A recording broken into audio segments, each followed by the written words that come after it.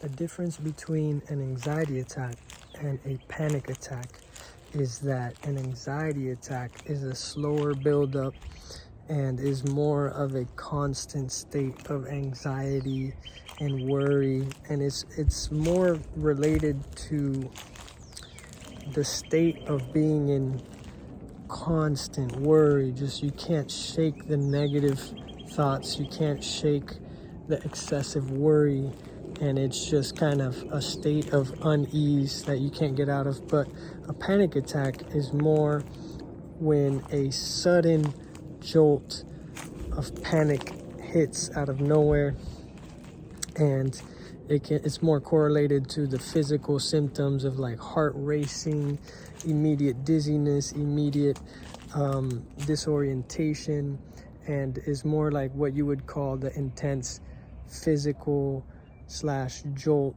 of feelings that can come out of nowhere.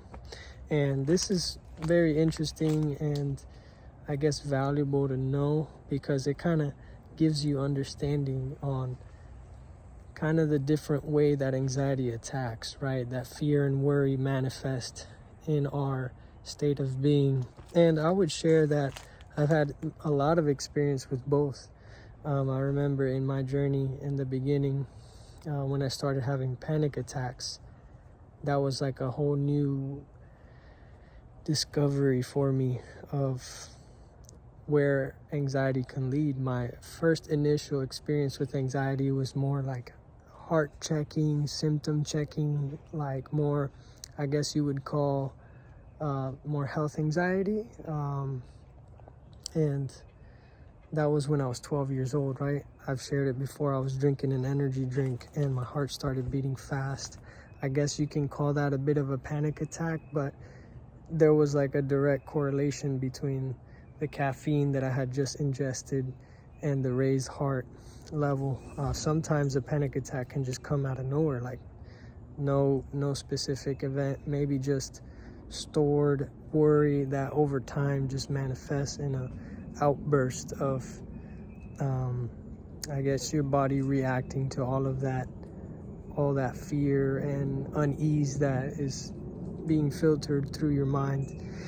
And this stuff is really interesting to share on, just because, like, how can I say, the power of the mind is so the word is magnificent, right? That depending on what signals it sends, it manifests into direct physical feelings, right? Like elevated heart rate versus positive thoughts, relaxing thoughts turn into slowered heart rate, lowered blood pressure, and it's all correlated back to our survival, right? If we were out in the woods in our original, like in our past, in our history, like our body had to adjust to immediate danger. It had to raise heart rate, it had to raise these levels so that our awareness intensified and our survival instinct kicks in. And honestly, the modern day stressors are so different that because of constant stress, constant worry, and the pressures of life, we can be in a constant state of perceived danger when there's no actual immediate physical danger, but there could be dangers of financial stress, social stress, whatever kind of pressures that we face in life. They all kind of have a different impact on our mental state, and it all alters how we feel physically as well. And it all comes down to perception, right? It's kind of like a easier said than done thing. Like, oh, it's maybe easy for you to perceive the good, when for me it's not as easy to perceive the good. But really, the state of our mind, the state of our being kind of comes down to what we are filtering through our minds. Now, we all are in different stages of life, different circumstances. So there's really only certain things we can control and other things we can't control. So it's not to like shame anybody or tell anyone they're weak.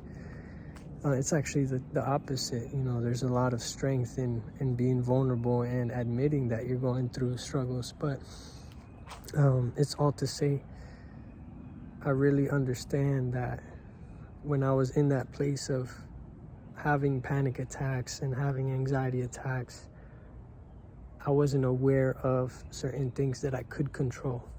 I could control my habits.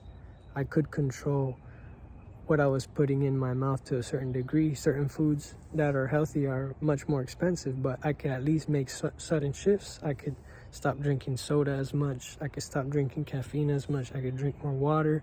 I could move my body more. I could be outside more. And I can make actionable goals that I would feel excited about. And that would give me a positive motivation, internal drive to progress and to have something to look forward to every day. So I know I kind of rambled off on the difference between panic attacks and anxiety attacks, but I hope this was helpful to you. And drop a comment, drop a like, and let me know what you want to hear in the next video.